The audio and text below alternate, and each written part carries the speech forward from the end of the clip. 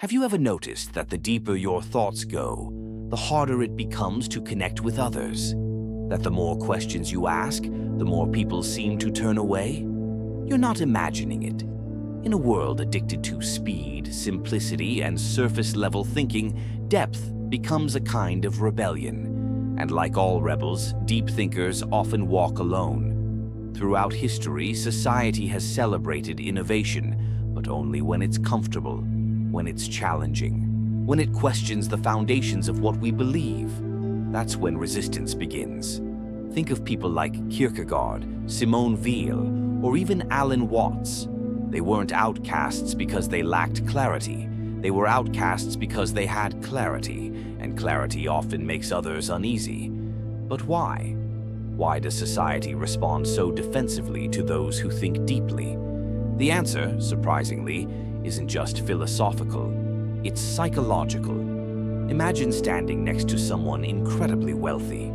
You might feel envy, sure, but you can still admire them, even aspire to be like them. Now, picture someone incredibly wise, so wise that every sentence they speak makes you question your assumptions.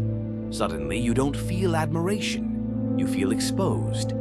Psychologists call this cognitive dissonance.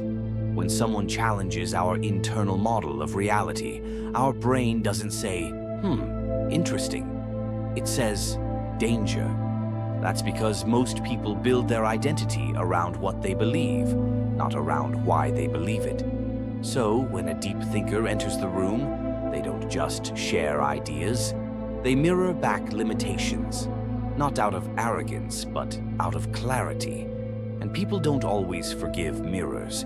This is why a physically stronger person is seen as impressive, but a mentally stronger person can be seen as threatening. Because intelligence doesn't just shine, it shakes things up. And shaking things up, that's rarely welcomed. But it goes deeper than that. Human beings are tribal creatures.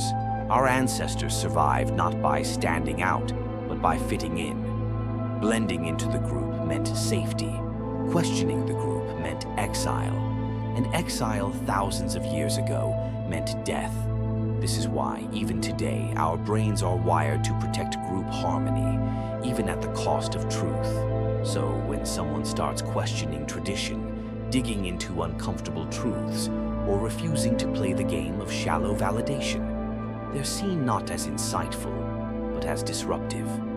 You can see it everywhere. At dinner tables, when someone brings up philosophy, silence follows. In conversations, depth is often met with deflection. Let's not get too deep right now. Online, algorithms reward outrage and certainty, not nuance and reflection. And so, deep thinkers find themselves retreating, not because they want to, but because the world often leaves them no choice. And yet, there's beauty in this exile. The philosopher Nietzsche believed that solitude wasn't a punishment, it was a path. He wrote, "He who climbs the highest mountains laughs at all tragedies, real or imagined. Scholars, mystics, poets, they've all walked alone, but they've also seen farther." This doesn't mean deep thinkers must live in isolation forever. It means they must learn to be what becomes sacred. In a world addicted to validation, truth, peace with solitude, and selective about company. In a world obsessed with noise, silence becomes radical. And maybe that's the real lesson. Depth was never meant to be popular. It was meant to be true.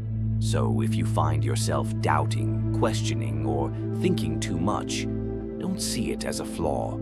See it as a form of resistance, a quiet rebellion, a search for something real in a world full of illusions. And remember this, you're not alone in feeling alone. You're just thinking in a world that's forgotten how.